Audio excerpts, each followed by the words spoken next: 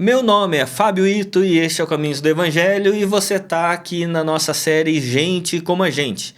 Nessa série eu estou considerando personagens bíblicos, sempre um do Antigo e um do Novo Testamento, falando das virtudes, das qualidades, daquilo que Deus reflete no coração desses homens, mas também falando dos defeitos, daquilo que eles trazem como humanidade.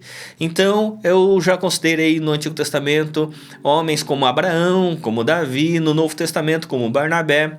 Se você ainda não viu esses vídeos, veja aí na nossa playlist que você vai encontrar. Mas hoje eu quero falar sobre um homem extremamente especial. Pouco conhecido, mas extremamente especial, um homem chamado Epafrodito. Porque quem tem um amigo como Epafrodito nunca está sozinho. Epafrodito é um daqueles amigos abnegados, um daqueles amigos que quando vê um amigo passando por dificuldade, ele não tem dúvidas, não tem dúvida de fazer qualquer sacrifício por amor a um amigo. Esse era Epafrodito. Epafrodito era da igreja de Filipos, uma igreja que Paulo havia plantado, uma igreja que Paulo conhecia muito bem, porque ele passou um tempo lá, então era uma igreja que Paulo amava e uma igreja que amava Paulo.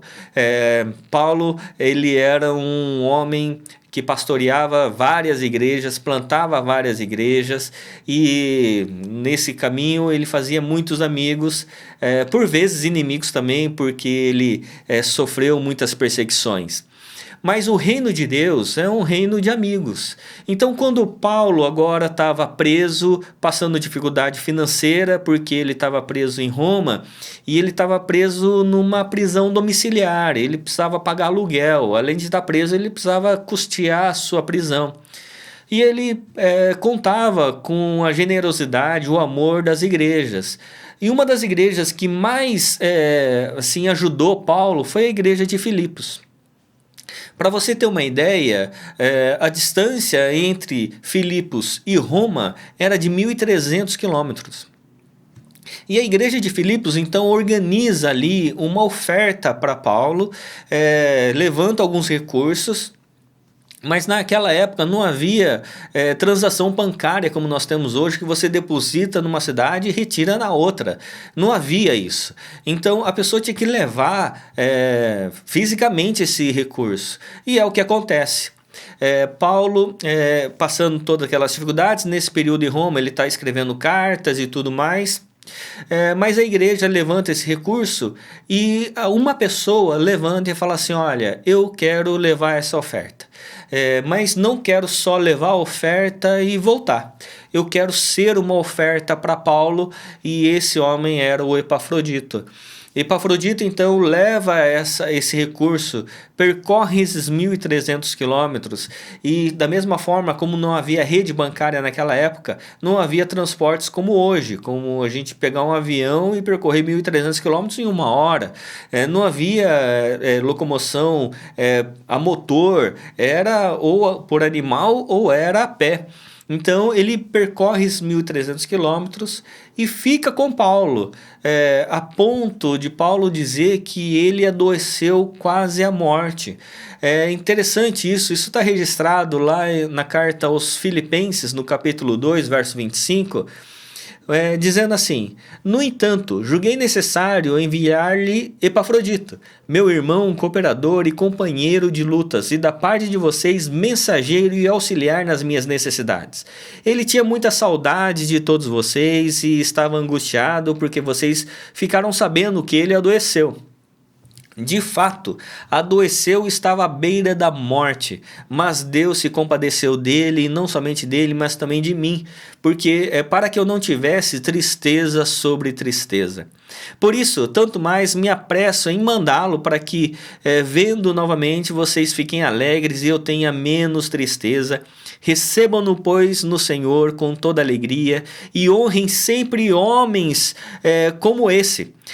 Porque por causa da obra de Cristo Jesus, ele quase morreu, arriscando a própria vida para suprir a ajuda que vocês não podiam me dar pessoalmente. Olha que extraordinário, Epafrodito. Então, quando ele está lá com Paulo, servindo Paulo, adoece até quase a morte, em nenhum momento ele falou assim: Paulo, eu vou ter que ir embora. Ele ficou lá e quase realmente chegou à morte. E aí, quando ele recupera um pouco a saúde, Paulo o envia novamente para a igreja de Filipos, levando a carta aos filipenses. Essa carta que nós temos de Filipenses foi levada pelas mãos desse homem extraordinário chamado Epafrodito. Então, quando ele chega lá, a ordenança de Deus aos filipenses é para honrar homens como esse. Homens que amam pessoas, se abnegam por pessoas. Epafrodito era um homem que, quando você precisa de ajuda, ele estava à disposição para ajudar. Quando Paulo estava precisando de recurso financeiro, Epafrodito levou a oferta. É por isso que o reino de Deus é um reino de amigos. É por isso que igreja não é o lugar apenas da gente estar junto, de um ajuntamento de pessoas desconhecidas que termina o culto, todo mundo vai embora. Não, igreja é o lugar de fato da afetividade. Quando o evangelho, que é efetivo na nossa vida, gera no nosso coração afeto, afetividade uns com os outros, e nós nos vemos como irmãos, nós nos vemos como família da fé, quando a necessidade de um é a necessidade de todos. É por isso que quando Paulo estava passando dificuldade, a igreja de Filipenses não falou assim: ah, não, é muito longe. Ah, não, isso é problema de Paulo. Ah, não, isso é problema ele que resolva. Ele que quis ir para Roma. Ele que apelou a César. Ele que fez isso. Isso é dele. Não é igual aquela filosofia popular que diz assim: ado, cada um no seu quadrado. Não, aqui é de fato uma afetividade. Um afeto fruto da efetividade do evangelho, que quando as pessoas veem que um está sofrendo, como Paulo, eles dizem: é responsabilidade nossa. Eu quero ajudar o Paulo, eu quero atender o Paulo, eu quero servir o Paulo, porque o Paulo foi aquele que nos serviu, que nos amou. Então não tem como a gente ficar tranquilo agora na nossa circunstância sem abraçar a dor, a aflição do nosso irmão Paulo. E aí sempre vem alguém que representa essa comunidade, que no caso foi Epafrodito.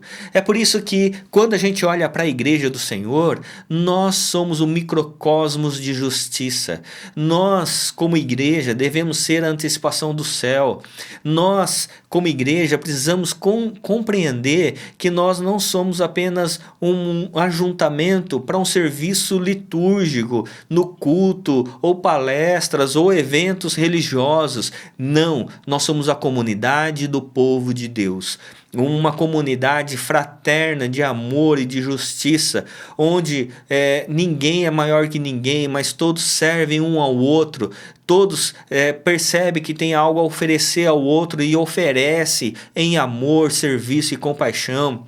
Essa é a igreja do nosso Senhor Jesus Cristo, uma igreja de amigos, uma igreja de Epafroditos, homens honrados, homens e mulheres honrados, que a gente precisa olhar, ver e honrar pessoas como esses. É por isso que quem tem amigos como Epafrodito nunca está sozinho.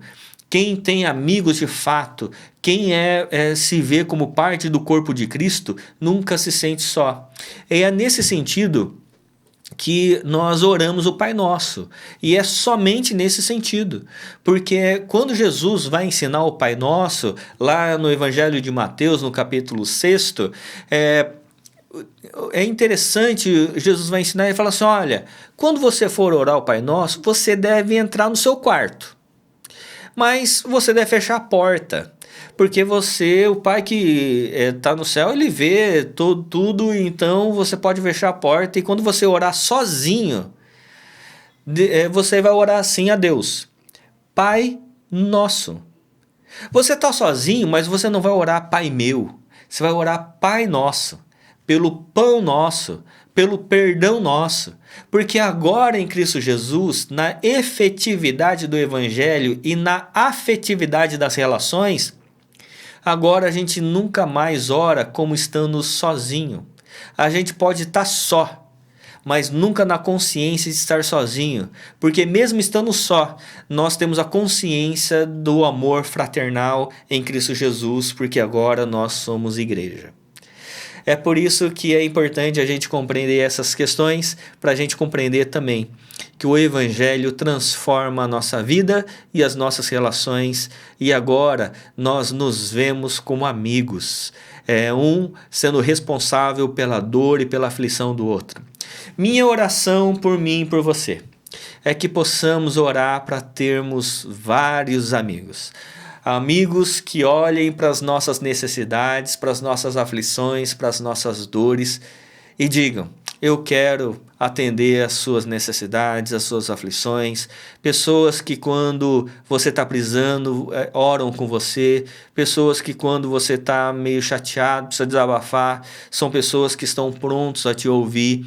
Pessoas quando você passa uma necessidade, inclusive financeira, pessoas que estão prontos a te ajudar. Mas orar também, não só para a gente termos muitos amigos, mas para nós sermos esses amigos. Amigos prontos a ouvir, amigos prontos a reconhecer, amigos prontos a ajudar, como Epafrodito, e sermos homens e mulheres honrados, que Paulo fala aqui acerca de Epafrodito. Que assim, Deus nos abençoe. Deus abençoe a sua igreja e que possamos ser essa igreja como a de Epafrodito, porque Epafrodito é gente como a gente. Deus abençoe, em nome de Jesus. Amém.